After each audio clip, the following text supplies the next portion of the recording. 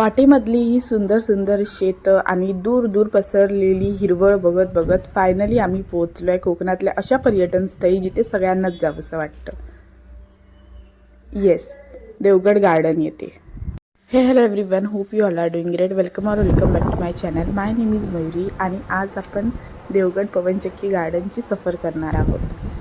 तर हे एक असं पर्यटन स्थळ आहे जिथे अथांग पसरलेला समुद्र आणि उंच उंच पवनचक्क्या एका बाजूला आणि एका बाजूला अशी पूर्ण हिरवळ दिसते.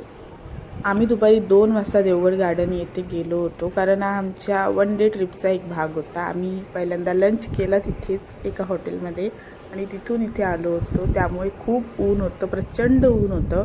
त्यामुळे आम्ही तिथेच असलेल्या एका हॉटमध्ये थोडा वेळ थांबलो आणि जसा मंद वारा सुटला तसे आम्ही आजूबाजूला फिरू लागलो.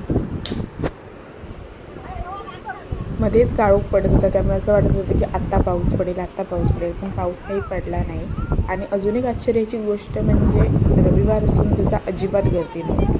फक्त आम्हीच होतो. बघू शकता तुम्ही, म्हणजे थोडीफार अजून लोकं होती पण जास्त एवढी गर्दी नव्हती जशी आधी असायची. अजून एक गोष्ट जी आपण फक्त इथेच अनुभवू शकतो ती म्हणजे एवढ्या प्रचंड उन्हात, म्हणजे इतकं ऊन होतं की माझं डोकं दुखू लागलं होतं. पण वारा इतका सुटला होता की तुम्ही आवाजही बॅकग्राऊंडला ऐकू शकता किती जोरात आहे. त्यामुळे असं आल्हाददायक वाटत होतं. आम्ही most of the time 1 day ट्रिपच करतो आणि मोस्ट ऑफ द टाईम रविवारच असतो. त्यामुळे असं होतं की गर्दीही प्रत्येक पर्यटनस्थळी खूप असते आणि ज्यावेळी आपण एका दिवशी ट्रिपला जातो त्यावेळी आपल्याला खूप जास्त फिरायचं असतं, खूप जास्त चालायचं असतं.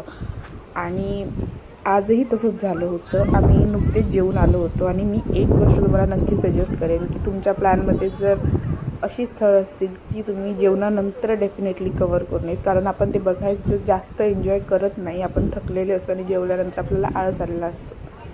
त्यामुळे आपल्याला ते नंतर असं वाटतं की अरे यार, आपण जरा उतरून खाली गेलं पाहिजे होतं, जरा हे वाटतं. पण त्यावेळी ते खूपच जास्त झालेलं असतं. तर ही एक माझी टीप असेल की तुम्ही आधी इथे येत जा आणि नंतर जेवायला जात जा. म्हणजे एक थोडंफार आपल्याला हलकं हलकं वाटतं.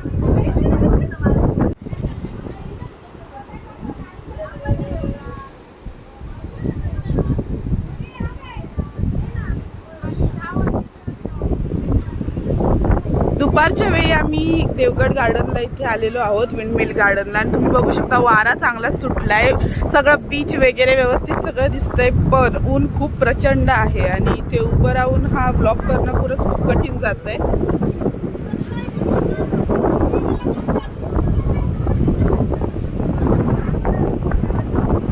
मी जवळजवळ इथे 1 तास होतो. 1 तासामध्ये पूर्ण ग्रुपने मस्त गार्डन आम्ही सगळं फिरून घेतलं. त्याच्यानंतर ते पिक्चर्स क्लिक केले, व्हिडिओज घेतले आणि फायनली आम्ही आमच्या पुढच्या डेस्टिनेशनकडे निघालो. तुम्हाला हा ब्लॉग कसा वाटला हे तुम्ही नक्की कमेंट करून सांगा. व्हिडिओ आवडला असेल तर नक्की शेअर करा. चॅनलला सबस्क्राईब करायला विसरू नका आणि जास्तीत जास्त लोकांपर्यंत शेअर करा. Thank you for watching.